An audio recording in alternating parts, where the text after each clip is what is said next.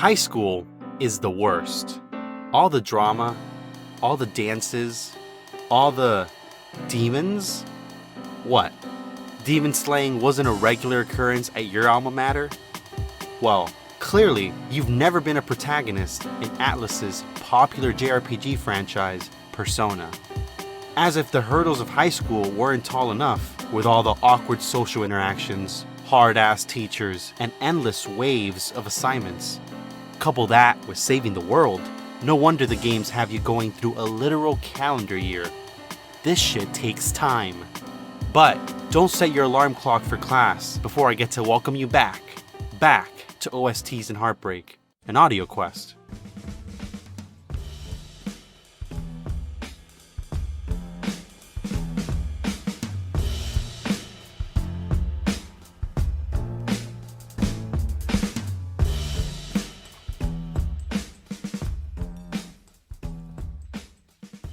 On today's adventure, the gravitating grooves and paranormal rhythms of the Phantom Thieves of Hearts.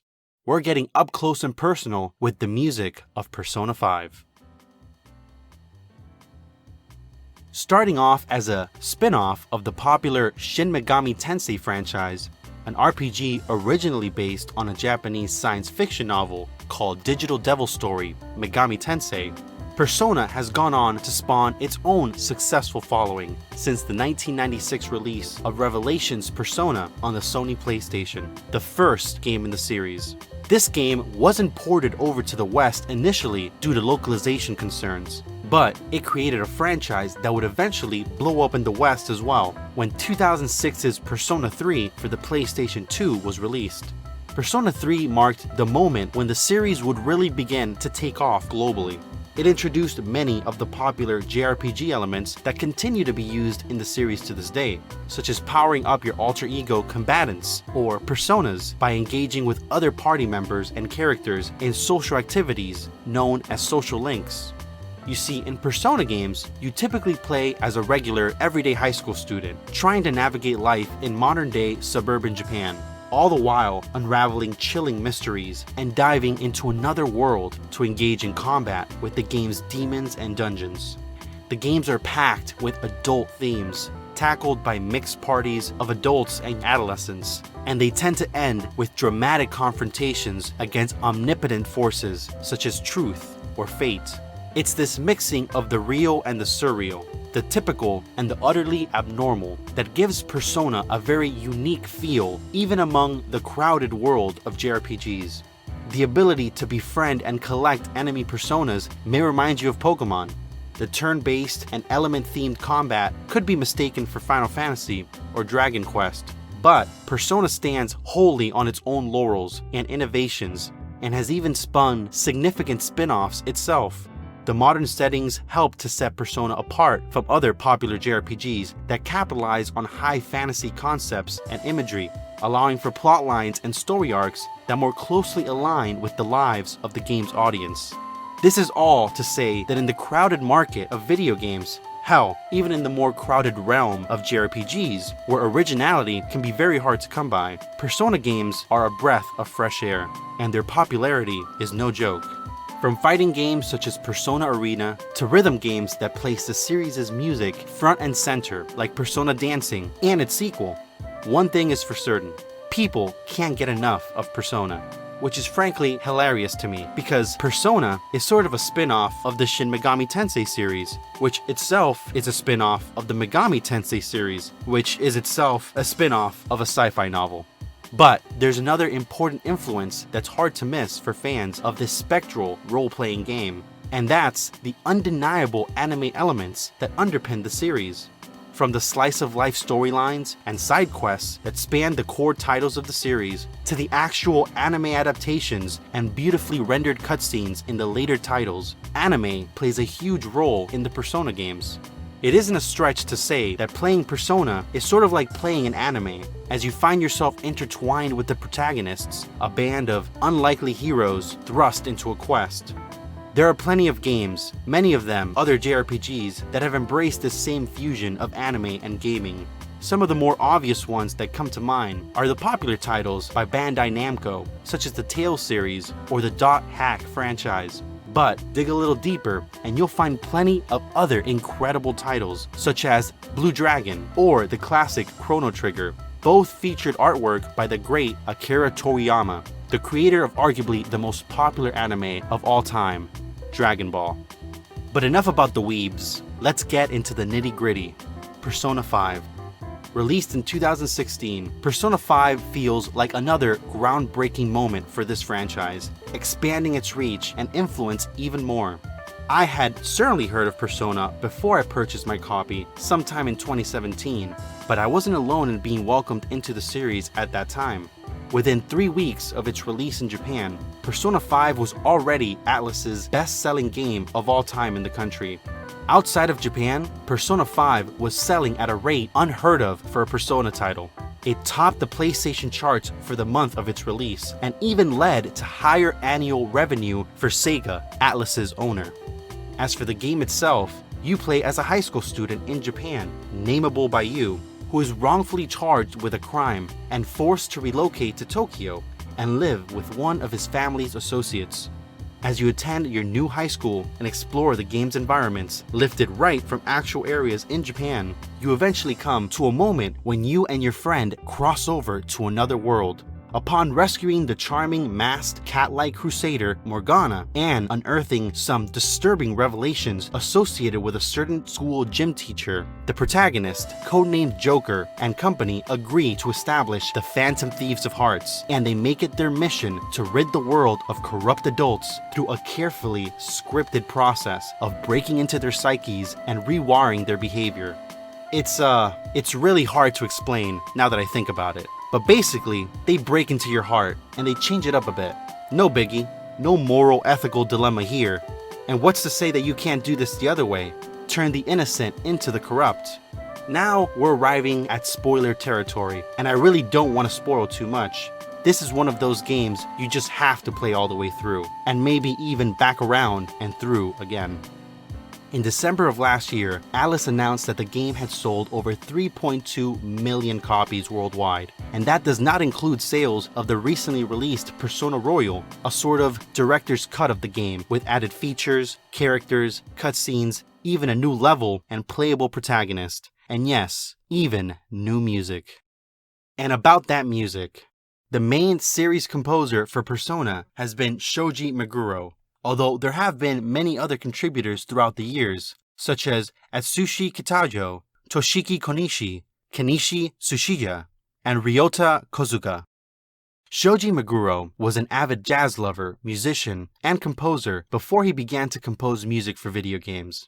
In his youth, he was enrolled in the College of Industrial Technology at Nihon University, majoring in hydrodynamics with aspirations of becoming a car designer. Lucky for us, that didn't exactly pan out, and he got his start at Atlus, helping to score a new game they were developing, the first Persona game. Ironically, one of the first songs Meguro composed for the series, the end credits theme, would become a recurring track in future titles, the aria or poem of everyone's soul. As for Persona 5, Meguro's background and embrace of diverse music styles contributed greatly to its unique sound, especially when compared to its JRPG contemporaries. Out of the game's 90-plus tracks, some split between vocal and instrumental versions, Meguro is responsible for the lot of them, with over 50 credits for both composing and arranging. This is highlighted by the fact that every track featured on today's show has Meguro's fingerprints in one way or another. The first song players stepping foot into Persona 5 are greeted by is the lively Wake Up, Get Out There, one of several songs featuring vocals by the talented Lin Inaizumi. In this track, Inaizumi's vocals are like neon lights in a crowded disco, as swirling string sections transport us to a distant time, perhaps circa 1979.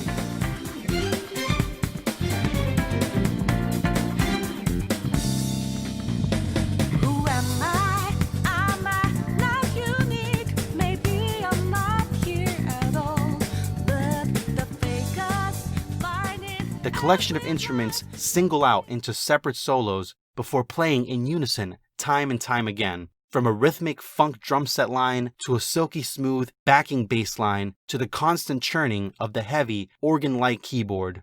Even more bold are the lyrics sung by Inaizumi herself, a sort of bold proclamation in tune with the Phantom Thief's flamboyant style and penchant for showmanship that still captures the confrontation against corruption and complacency that is at the heart of the game's narrative.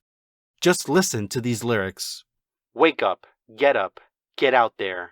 Raise your voice against liars. Feed your anger like fire. Why does nobody want change? Meguro deploys lyricism as an immersion tool to draw players into the game's world, and Persona 5's soundtrack feels like a culmination of this philosophy, as multiple tracks feature vocals by Lyn, and she takes on the role of the unseen Phantom Thief, a supportive spectator providing a passionate voice to the group's exploits. As mentioned before, the aria, or poem of everyone's soul, was one of the first tracks Meguro composed for the Persona series, all the way back in 1996. The track is still employed in the games to this day, its eerie mood and haunting, high-pitched vocals an excellent pairing to the Velvet Room that serves as the protagonist's meeting room with a curious demonic figure and his two loyal wardens.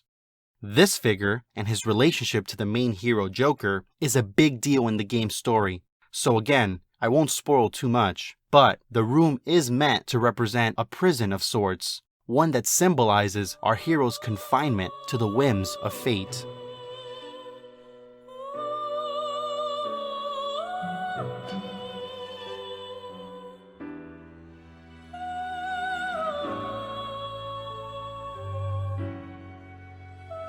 As the player makes their way through the game, they'll find themselves returning to the Velvet Room time and time again, whether at pivotal moments where the narrative progresses or whenever returning to fuse new personas and manage an ever-expanding roster of playable spirits. Fun fact, Persona's creators are likely to have been inspired by the Edgar Allan Poe story, The Mask of the Red Death. In the tale, there are 7 rooms, each representing a different stage of life, with the room just before death being known as the Velvet Room. This is especially appropriate, as ever since Persona 3, the track has also come to be the song of choice for the game over screen. It's like poetry. It rhymes. Also, the Velvet Room's appearance in the original Revelations Persona bears a striking resemblance to the Red Room from 1990's cult television classic Twin Peaks, created by Mark Frost and David Lynch. What's up with that? I'm just going to play a small selection of JRPG battle themes, and then I'm going to play Last Surprise, just so you can understand how unique it is in this space.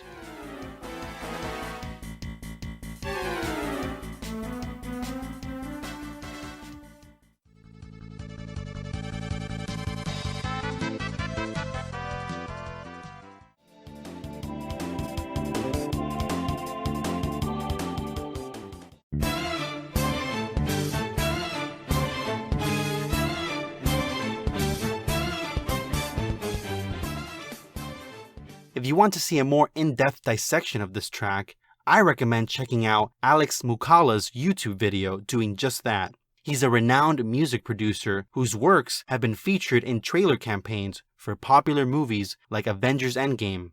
If you want to explore just how Meguro creates these works of art, like stopping the instrumentation on a dime as the vocalist crescendos before crashing in with the entire weight of the band and drums, or the use of vocal harmonies that aren't always on beat on purpose to make the song feel more dynamic, you have to check him out in the show notes. He makes great content. Alex points out the use of a prominent instrument in Last Surprise and in Persona 5's soundtrack as a whole, and that's the Rhodes piano. The Rhodes piano is a hybrid electric piano built like a traditional piano, but utilizing metal lines and electrical pickups that result in a warmer sound that's perfect for jazz and funk. From the bright opening strings that serve as an amazing transition into battle, Last Surprise has you hooked. The track is full of upbeat moments, fitting for an action-packed battle against shadows, but it falls into these wonderfully soulful grooves that are just insane. The track is also of considerable length and structural complexity, featuring an alluring breakdown late where Inaizumi's voice drops down to an intimate level before ratcheting up in intensity yet again.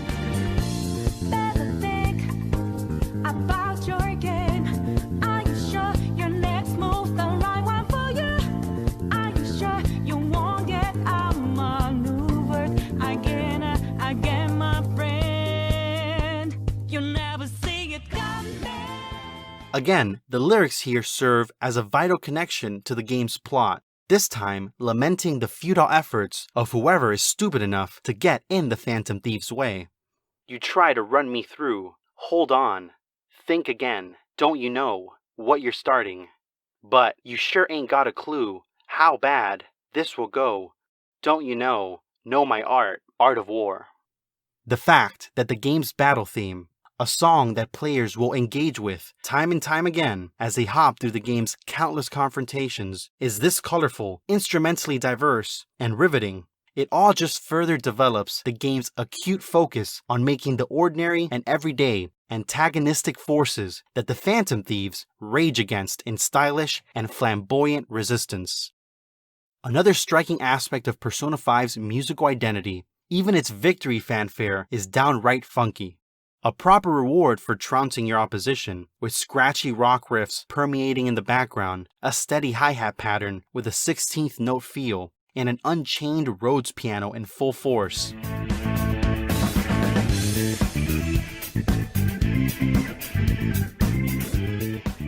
Victory is just another example of how Persona stylizes everything, even the little things, to the max with a certain jazzy charm.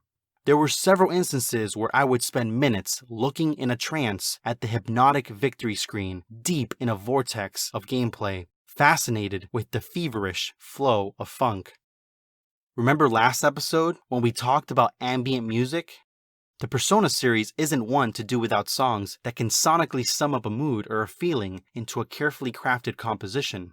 For example, in the adequately titled Tension and Regret, Meguro was meticulous in curating a sound that approximates the target emotion.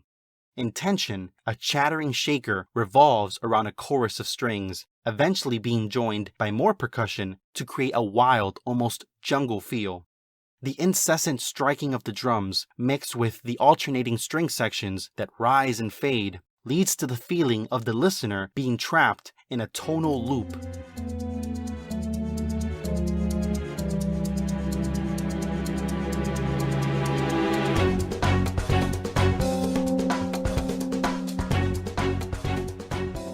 Regret, on the other hand, lays a heavy serving of acoustic piano, with heavy chords plunging into the player like steel daggers.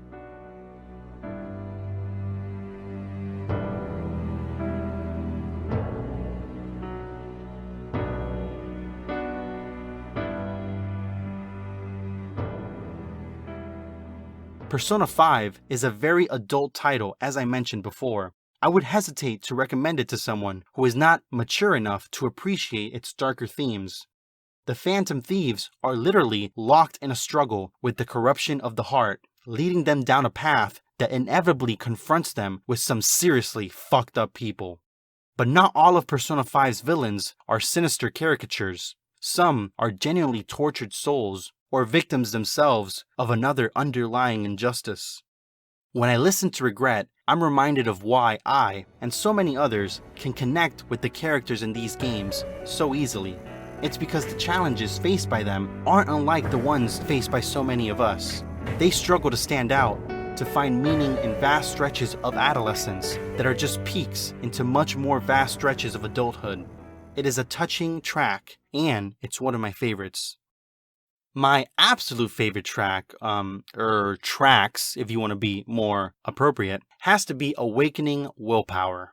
The two tracks are connected, often playing back to back. The first announces the beginning of a contract between one of our several high school protagonists and their corresponding persona, an alter ego they can wield to fight in their stead. These moments are tied to instances of intense inner turmoil for our protagonists, as they finally face their own weaknesses and embrace their inner selves, unlocking incredible power. This process is borderline traumatic, as our heroes physically rip their masks off to reveal their full-fledged personas. Accordingly, the track, Awakening, begins with a violent burst of crashing cymbals.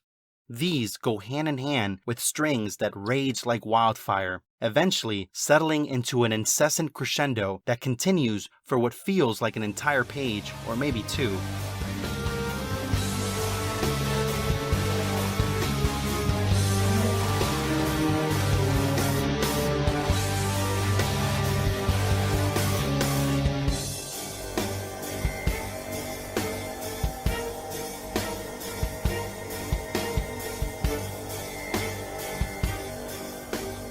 As the strings finally peak, the stage is set for the second of our two intertwined tracks.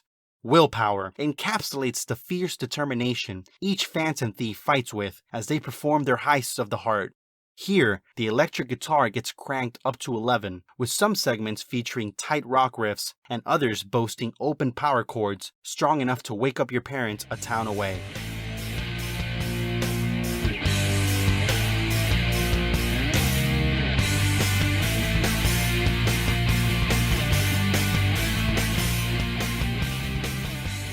These two tracks are my favorite in the entire soundtrack, not only because they play during some of the game's cooler sequences, but also because they transition so seamlessly into one another. I love it when music establishes this sense of continuity between tracks, really makes it feel as cinematic as possible. Even the bad guys need their own backing music, and the bad guys in Persona were blessed by the JRPG gods. Blood of Villain fits well for a menacing introduction into any one of Persona 5's atrocious antagonists. A few violins flirt with the listener at first, before the drums erupt like exploding pockets of magma miles within the Earth's crust. Eventually, a frenetic, artificial synth solo sequesters the song for several bars as the strings keep rising and rising and rising. Then, suddenly, the strings coalesce into a pounding harmony as a tantalizing bass groove keeps the track firmly grounded in the funk template established by the rest of the soundtrack.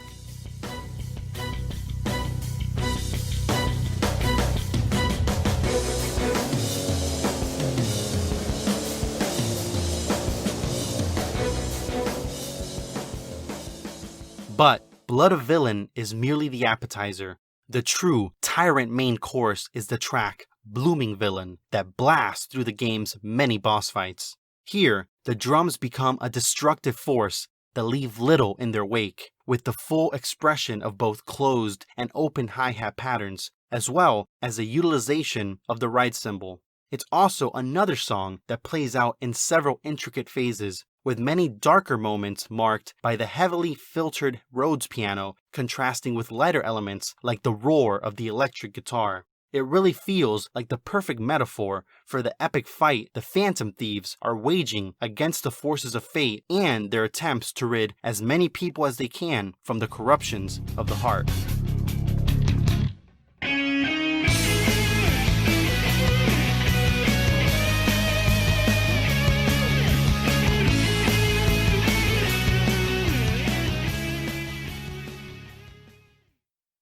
Confession's Secret is an appropriate track for almost any scenario. Need something to vibe to as you study for a final? Long bout of introspection rearing its ugly head? Shit, it's better when you and your demons have something good to jam out to. Confession's Secret plays host to a mesmerizing electric guitar groove that eventually gives way to a solid solo before the renowned Rhodes piano gets its own time-stopping solo as well. If Purgatory had a smoker's lounge, this would be the song that they play 24/7.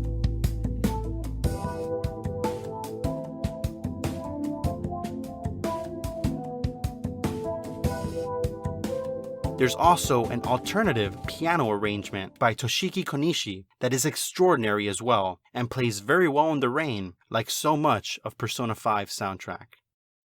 As the Phantom Thieves reach the crux of their crusades, and after tens of hours of gameplay, the game's late bosses menace the player to some of the best tracks video game composition has to offer. Case in point, Rivers in the Desert, a heavy rock hit resembling an epic by the likes of Queen. This definitely feels like it could have been made by an alternate reality version of Queen, in which Freddie Mercury was born Japanese. With a pounding drum beat and heart-stealing violins, the track plays host to some of Persona 5's more intense and difficult battles. After all, the game's heroes are approaching their endgame. Violins are definitely the driving force in this track, at times humming and at other times rising in sharp notes that serve almost as if to lift our heroes' embattled spirits.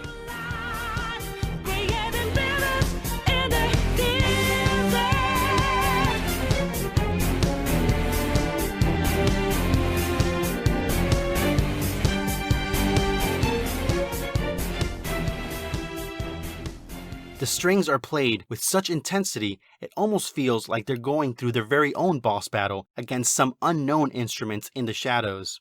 As they near their finishing blow, they combine their forces and strike with this cool chord progression that plays out in unison with all the flair of a Walter Murphy concert. The song's lyrics outline the crossroads faced by the game's protagonists at this point, while still encouraging them to fight with everything they've got. It's now or it's never, and I've got to make my decision. This time, it could be my moment. Is this a mirage or a chance to fulfill my mission? At the same time, the song's lyrics serve to warn our heroes of the dangers and calamity they face as well as the perils of hesitation. I'm keeping the balance, but I'm standing on razor's edge now. Move quick or my life is over. One strike, just a feint, then I'm outta his field of vision. Don't ask why I'm ready, but I'm ready to strike him down now. A chance at a new start, there's no time for indecision. Rivers in the Desert, like so much of Persona 5's soundtrack, is incredible on its own. But, played along to Persona 5, it feels like the perfect marriage.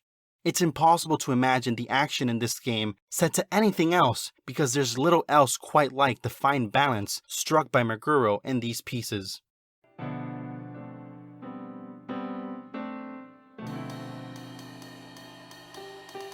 The Persona series has undergone several changes since the inception back in 1996, and Persona 5 is by far the franchise's boldest leap forward yet. More so than any score we've reviewed so far, Persona 5's OST is an incredible, separate release. Even when ripped away from the real-life locations in Tokyo, the developers so carefully recreated, like the lively shopping districts of Shibuya or Akihabara. But doing so would be an incredible disservice because the best way to enjoy this soundtrack is by playing this amazing JRPG for yourself.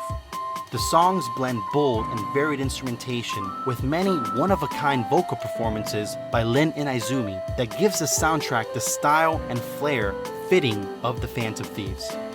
The soundtrack is also sprawling with 70+ compositions encompassing a far range of moods and genres, many coming with alternate arrangements. If you were lucky enough to be living in Japan a few years back, you could have even seen these songs being performed live and in concert, undoubtedly a rare treat for lucky listeners. As for Shoji Meguro, he still performs live concerts himself from time to time with his own band, and if you can find a version of him playing his electric guitar on YouTube, I highly recommend it.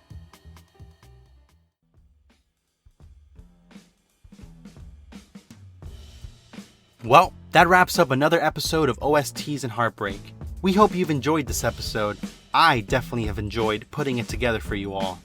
These are definitely very weird and wild times that we are living in, so please, try to stay safe, try to stay home if you can. Next, we're gonna dive into another great JRPG, Final Fantasy VI, one of my favorite games. Look forward to that in 2 weeks' time. That wraps it up for me. Stay safe, good luck as you tackle your week. Speak at you again soon. OSTs and Heartbreak, an audio quest, is researched, written, and hosted by Raul Hernandez. It's produced, edited, and mixed by Lisa Love. Our theme music is the Zelda and Chill remix for Song of Storms by Mikkel. The songs that you heard were included for the purpose of reviewing the music for this game. You can find more information and links to all of the relevant sources in the show notes. If you liked what you heard, please consider leaving a rating and a review. It's the best way to keep our quest going. We'll be posting new episodes every other Monday on Apple Podcasts, Spotify, Stitcher, or wherever you listen to your favorite shows. Let us know what you thought. You can find us on Instagram at OSTs and Heartbreak or send us an email at ostsandheartbreak@gmail.com. Take care. Till next time.